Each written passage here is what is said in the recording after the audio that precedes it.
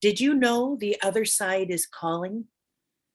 Today, on All Things Energy, we have with us once again the amazing Paul Ottmann, and of course, our wonderful co host, Dana Jensen. Welcome. Hi everyone. Hello, Paul. Good morning, ladies. How are you today? Good, very good. Wonderful. So we thought we would have this wonderful conversation. And, you know, as you said, it's a prelude to conversations that we've already had, but I think it's just something that can always be unpacked in a lot of ways. And I think we resonate really good with this conversation. So basically, we're talking about how to communicate with spirit. Are they calling? How are they communicating with us? What is the experiences that you're having? And I was telling Heather just before we started airing, what was that story about, Heather? Oh my gosh, now it slipped my mind because we've talked about 20 other things since then. Maybe I'll get it. You talked about the little spirit that showed up as soon as we started talking. Oh, yes. There was something else, though. There was another experience that I was talking about that was pretty cool. And this happened a while back, but where did it go? Isn't it funny how that happens? Maybe I'm not supposed to talk about it in this segment. So what do you say about it? Has spirit been calling you, Paul? Of course. So we did have this conversation a couple of weeks ago. And it's interesting, after that podcast, people reappear in your life and are asking all kinds of questions around communication from the other side, and how do they choose to communicate, and should I be paying attention to this or other things. So I think it's worth circling back to this conversation and remember that spirit doesn't always have the ability to talk to us directly like they did on the earth plane, right, in the physical world. So you have to be open to the signs and symbols and what's happening around you. So you have to be cognizant of just different things that are happening around you, and their secondary forms of communication using signs and symbols. And one of the things we were talking about when we first got online this morning is, you think about it, you're busy, you're going about your day and doing things, and often all of a sudden you might feel something behind you or see something out of the corner of your eye, and it's kind of like, well, what was that, right? The globe of light, or I felt somebody come up behind me and it feels like they just put their hand on me. And I remember not long after my mother passed away, as an example, of course, my mother's memorial service was a lot of my psychic medium friends, out of respect. And several of them in the days following my mother's death all wanted to talk to me. And I just said, in all honesty, I get it, but I'm grieving and I cannot do it. So it was probably about 6 or 8 weeks passed, and my one medium friend just kept calling and calling and calling, saying, your mom wants to talk to you. And I said, I'm not ready. Anyways, I finally drove to visit them 2 hours outside of Toronto. And as soon as I walked in the house, I could feel my mother come behind me and give me this incredible hug. And it's just so heartwarming when in that moment in time when the spirit world connects with us and we actually have that type of experience, for sure. And see how you can relate to it today. You remember that experience, you remember how it felt, and you can relate to it in this moment. And that's what we need to understand about the feeling of just a happenstance or some sort of situation to something that emotionally triggers you as a cell memory of something that happened. It's been a while since your mom's passed. Oh my gosh, she's gone over a decade, right? And in the early days, even as a seasoned and well-trained medium and psychic, I'm still human, right? We still grieve that loss in the human or in the physical realm. And now it's so comforting and so validating when you have these different experiences and you realize this is what's happening, right? Because spirit's actually going, hello, pay attention, I'm here, right? And so they're asking you to sort of go, oh yeah, wait a minute, they are here, they are actually communicating. I kind of like to tell a little story of my mom. Sure. When my mom passed, because it was very interesting. When you're a medium, you think that you should have like a direct line. It's like beep, beep, beep, beep. We're going to tap right in and make that connection. And it doesn't really work like that. There is rules to this in some way. And I know it's rules for lack of a better word, but I would be waiting for my mom to come. And I was having dreams before she passed, but then there was a span where I wasn't connecting to her. I couldn't get a hold of her. Very frustrating for somebody like me. And I'm like, where are you, Mom? Where are you, Mom? Now, one day I have this lady that comes walking in for a reading, and she looks at me and she goes, I don't really believe in this, and but my friend insists that I come and see you. And I said, okay, well, come on back. So we go back to the office, and we're sitting there. And at that moment, we sit down. I start what I do. I get in tuned up to her, and all of a sudden, my mom comes into the room, and she's got this bright, big energy, and I'm like, oh.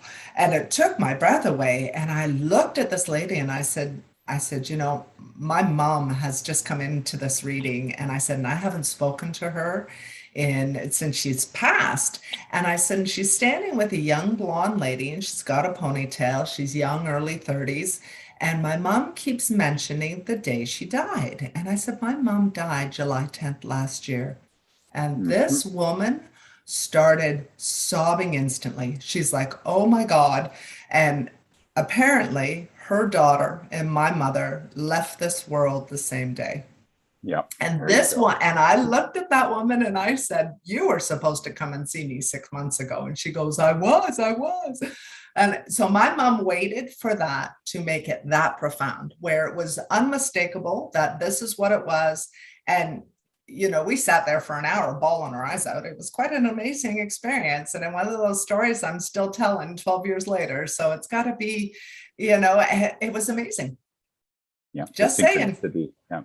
The synchronicity and when it comes together and how they communicate can be so moving, so memorable. And it's just, you go, wow, that was incredible. It was a wow. Incredible. Yeah. So go ahead. Anybody in the audience who would like to ask any questions, we're here to answer them. So go ahead and comment and we'll read them off. I know we have a few people looking. So come join us. Paul, I just have a question to ask, if you don't mind. Now, this happened, I'm just trying to think, quite a few years ago, back in 1991, I believe it was.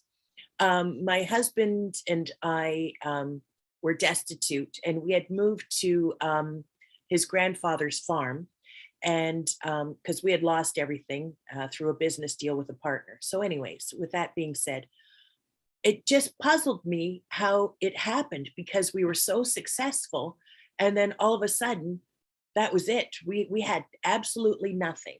And but I shouldn't say that we had nothing. We had each other, my husband and I. Oh, are you still with us, Paul? Oh. Yeah, I'm here. Okay, go ahead. You froze a little bit, Heather. Oh, okay. So we had each other, my husband and I. Okay. So we weren't totally destitute. So anyways, through that, then I kept asking, how did this happen? And then nothing came through. And then I said, why did this happen? And then, and this took a considerable amount of time. And then all of a sudden I felt that, or I received the download of how it all happened. And I had no clue about a lot of these things. And so when I couldn't wait to tell my husband when he came home from work that night, and I told him, and I can still remember all the information that came flooding through. So is that spirit that because I asked it in the right way? Yeah, and we talked about this a little while ago about being careful what you ask for and setting your intention, which needs to be very clear, because spirit once you ask, will respond, right? So I wouldn't necessarily say, you asked the question the right way because you happen to change, why to how, or, what is this all about? It's just that you asked the question. So as soon as you ask the question and you're open, as I said earlier too, spirit doesn't want to scare you. As soon as you get physically scared, they're going to back right off. Right. So then you got your answers at that moment in time, right?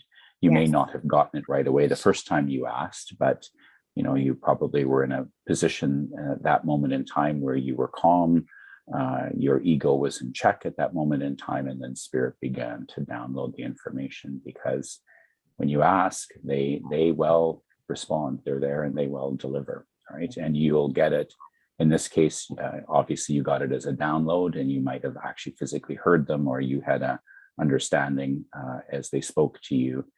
But think about it, it comes, signs and symbols come in many forms, right? And although spirit can't communicate like they did on the earth plane, they'll use music, they'll use physical sense, they'll use numbers, they'll use electronic devices, they'll use all kinds of things in order to get messages across to you, right? So, Dana's another good example, right?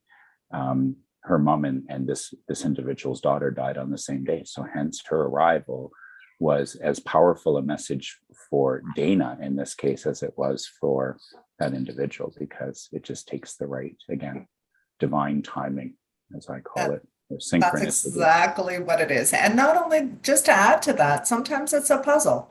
Sometimes they're just going to give you pieces of it, and they're going to give it to you slowly because maybe our finite brains can't sort of do the whole download. It's, overwhelming and overloading. So I think we should have a respect for that too. Yeah. And it's people need to develop what I call their own dictionary with spirit. Dana, your experiences, Heather, your experiences, my experiences, we can talk about and we can share and give as an example, but those are our experiences, right?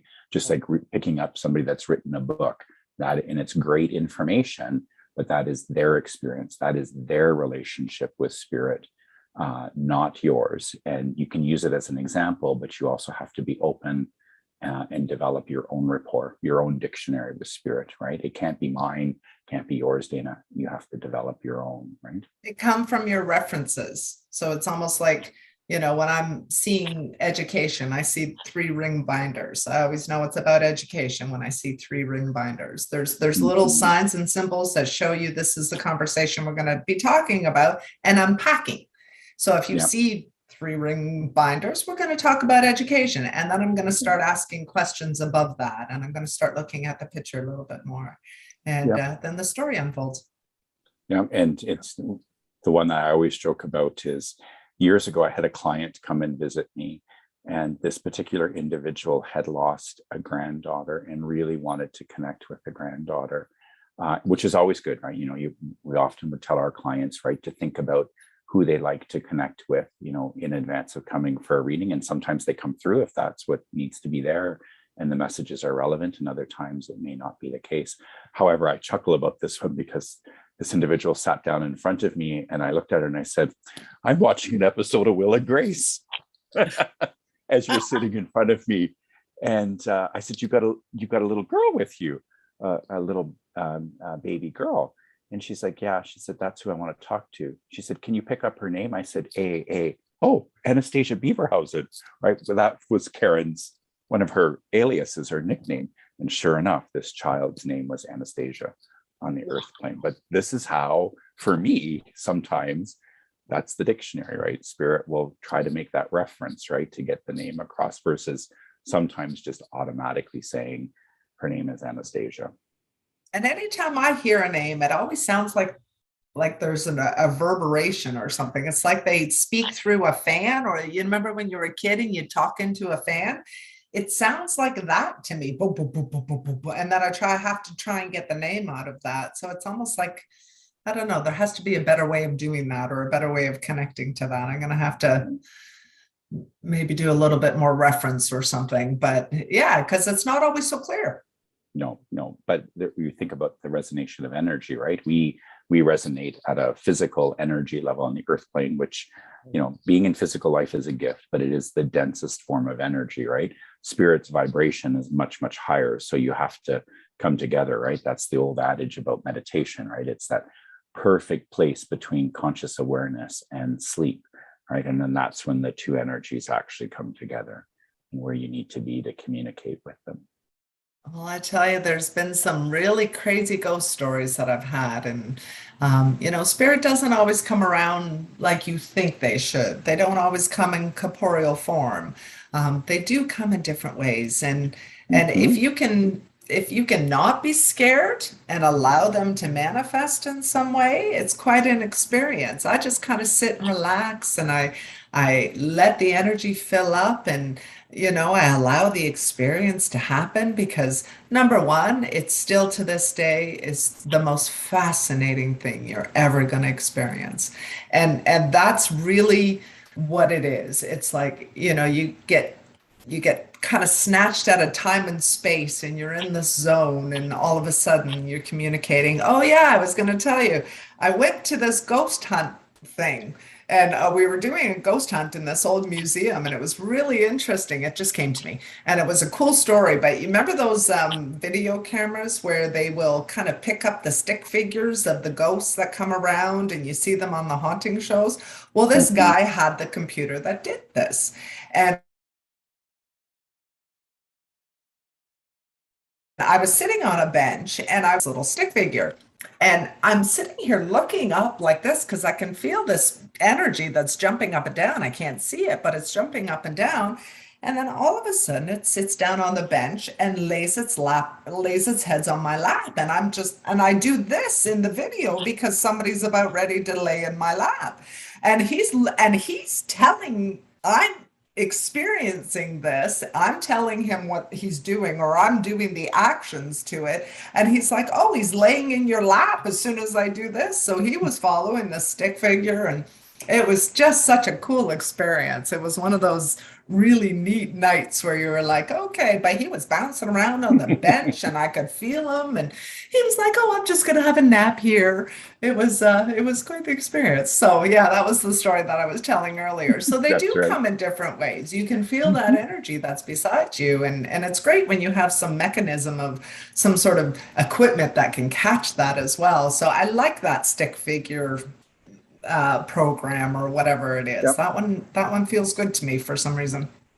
Well, and it also helps to bring proof or evidence, right, that life is continuous, which is, for me, comforting, right, to know that we transition from our physical existence back into energy or spirit, and life is continuous in that sense. But curiosity, Dana, do they ever catch you off guard? So for me, I might get up in the nighttime, to be human and go to the bathroom, but I don't turn on any lights, and I walk around the corner. It's like, oh, and you walk right into somebody. It's like, oh, and I don't like it at all.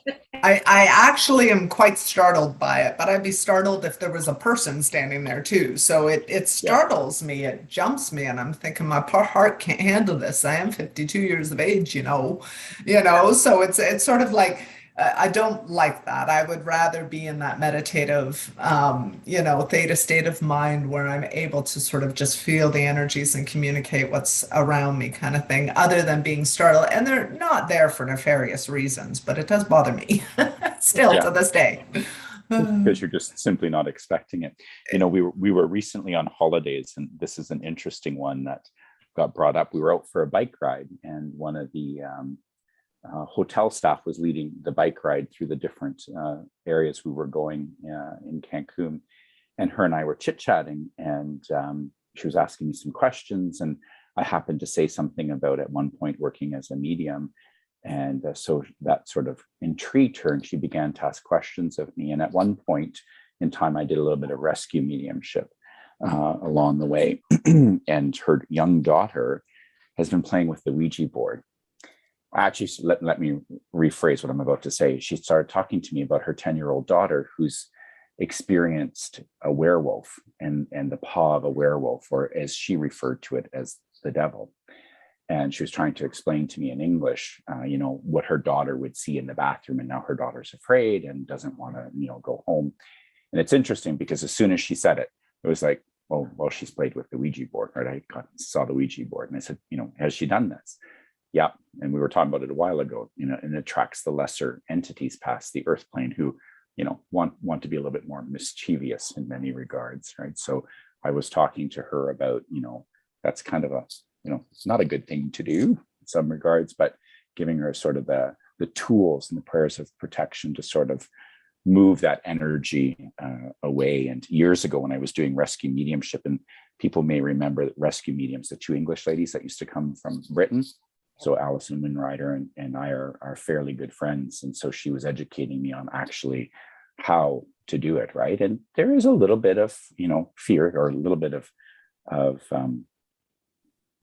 uncertainty when you do those kinds of things. But I just remember going through that experience and watching these entities actually physically leave these people's homes, and they were actually manifesting some pretty nasty physical things with their kids in the middle of the night. But 6 months later, I got a phone call from that same individual, and all the activity had begun again. And as soon as she finished explaining to me what was going on, this like overwhelming sense came. I said, "Have you pulled the Ouija board out again and you're playing with it?" "Yep." I said, "Well, thanks for calling, but no thanks. I'm not going through that experience with you again." So anyway. So I think you're onto something here. Working with any kind of message boards or any tools, I always want to kind of put a little bit of a disclaimer out there. Once you open yourself up to energy, you open yourself up to all energy. So as long as you understand that, you're going to be able to bring forth the people most of the time that you intend to talk to, if you are of clear mind of what the intention is. It's just, you can't be willy-nilly with it. And I think it kind of comes with, do we believe this or don't we believe this? Do we need proof? Do we not need proof? And when a bunch of drunk people come home and decide to, connect with the dead and play the Ouija board, well, what kind of energies do you think are going to come into your home at that point? So it really is about intention. I've used spirit boards before, and we have had some pretty interesting experiences. And I will confess, I have used the Ouija board, but I can't say that I've excused it or it's a good thing. But we were calling for the highest intentions. We were calling for the highest masters and the highest spirits, and we had a good experience. So I think it really it depends on what it is, but I've heard some really bad experiences with the Ouija board. So you just have to have this great respect for it, like really bad, and they stay around for a long time. They attach themselves to your soul, to your aura.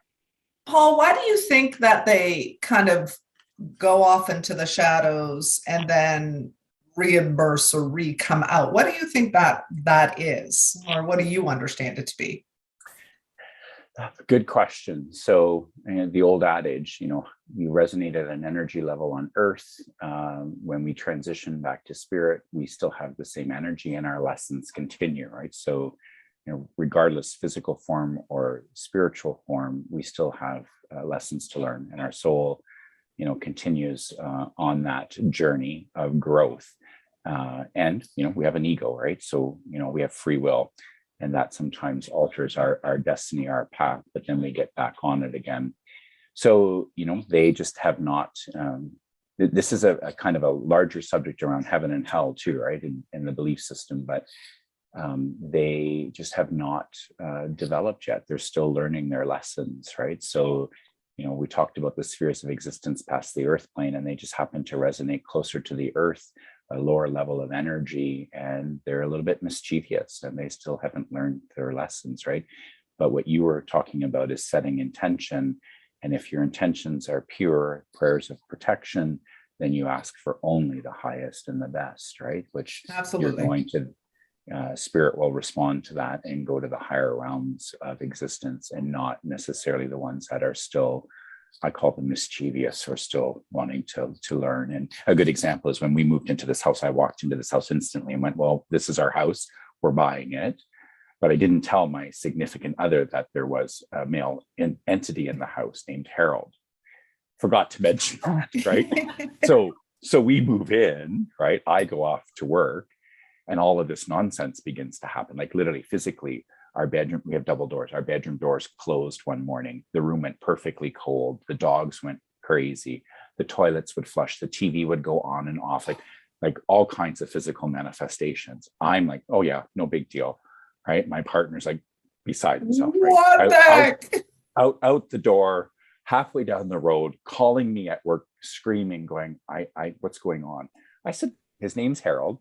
He's of the land. He's indigenous in his last lifetime. He's absolutely harmless. He just wants to talk. He wants to be recognized. So finally, Reg developed a rapport with Harold. So when the TV would go off, I'd say, turn around, say, Harold, turn the TV back on. Enough's enough today. The TV would go back on, right? Harold, stop flushing the toilet. Harold, stop playing around, right? Talk to him, because that's actually what he wants, is he wants physical interaction. He wants to be recognized and talked to. So as long as we talk to Harold on a normal basis, everything's good in the house. Otherwise, when Harold gets upset with something, i.e. the current renovations that are going on in the house, then Harold acts up. So do you think there's any validity to ghosts who end up being, I mean, there's, from my understanding and kind of how I see it, ghosts are in their dimension, we're in our dimension, they merge over top of each other, we're sort of in each other's dimension. But if there was a grounding and an actual haunting where there was a spirit that hasn't ascended yet, do you think it messes with them mentally? Do you think they actually go into some sort of ghost psychological trauma of some kind if they're grounded too long? And then they start making a lot of noise. They start doing a whole, what do you think about that? That's a really, really good question, Dana. And I'm thinking back about some previous experiences where I ran into some troubled entities or soul spirits along the way. Call it rescue mediumship, but talking to them. Now, as simplistic as this sounds, it may not be quite as easy, but they are lost, they're confused, they're angry. That's it. Unresolved issues on the earth plane. There's all kinds of elements that come into play. And, I remember talking to a few of them and getting them to express what it is that's upsetting them or bothering them, which may be some need to communicate with some people on the earth plane, which, they'll make the connection and it'll happen. But I always remember saying to them, you need to turn around. You need to turn around. And they would say to me, well, I'm not turning around, because the light's behind them and they haven't found it They yet. can't see it Right? yet. They can't see it. So as soon as you can get across to them, you need to turn around. And as soon as they turn around, then they actually see the light. And then you can it's almost like taking a pin into a balloon and it just goes poof. And you can just, watch them very seamlessly and peacefully go towards the light.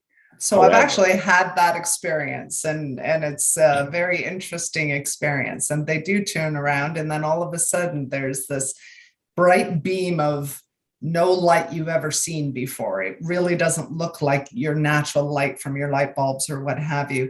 And all of a sudden I'll see like little dark figures in the light as well. And they look like they're walking in the light towards. It's a very interesting experience to have. So maybe I'm a rescue medium and don't even know it. Yeah, to some degree, as a professional psychic medium, you're doing it, right? Without maybe potentially labeling it in that sense, for sure. But think about it, Dana, for you and I, how comforting it is to many degrees to know, right, that we've invested the time and energy in maintaining our connection, developing it, and we actually get to have these experiences that we can talk about and share. But then it also, for me, I find it extremely comforting to know that there's so much more than what meets the physical eye in our daily world, right? Because it makes me chuckle, right, when I watch certain things happen. Because you might be looking at the physical situation or what's happening, but yet you see so much more about what's going on around that individual or around that particular situation in that moment in time.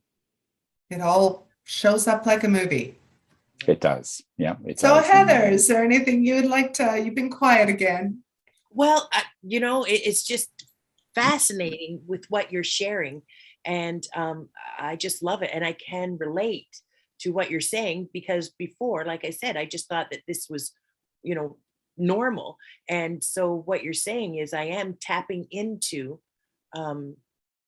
various psychic abilities, I guess you could say. Without even knowing that you're doing it, in a sense. Like I didn't know what I was doing and I was rescuing. It's the same sort of thing. You're doing something, but yeah, great. Yeah. And actually, the card that I pulled, let's see what you both get from this one, okay? It says, following your bliss, my soul sings with joy. So, Paul, what do you get from that? my soul sings every day, right? Even though I live in obviously the physical world, I still work for a living, and there's issues that weigh heavily on me, especially as a leader in a environment.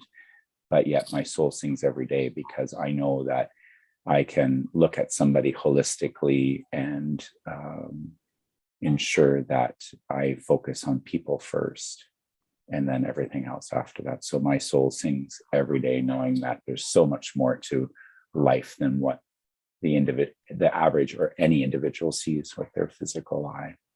Beautiful. Love it. And I just sing all the time because I like to sing, and it irritates the crap out of people, but I keep singing because I believe I have a beautiful voice.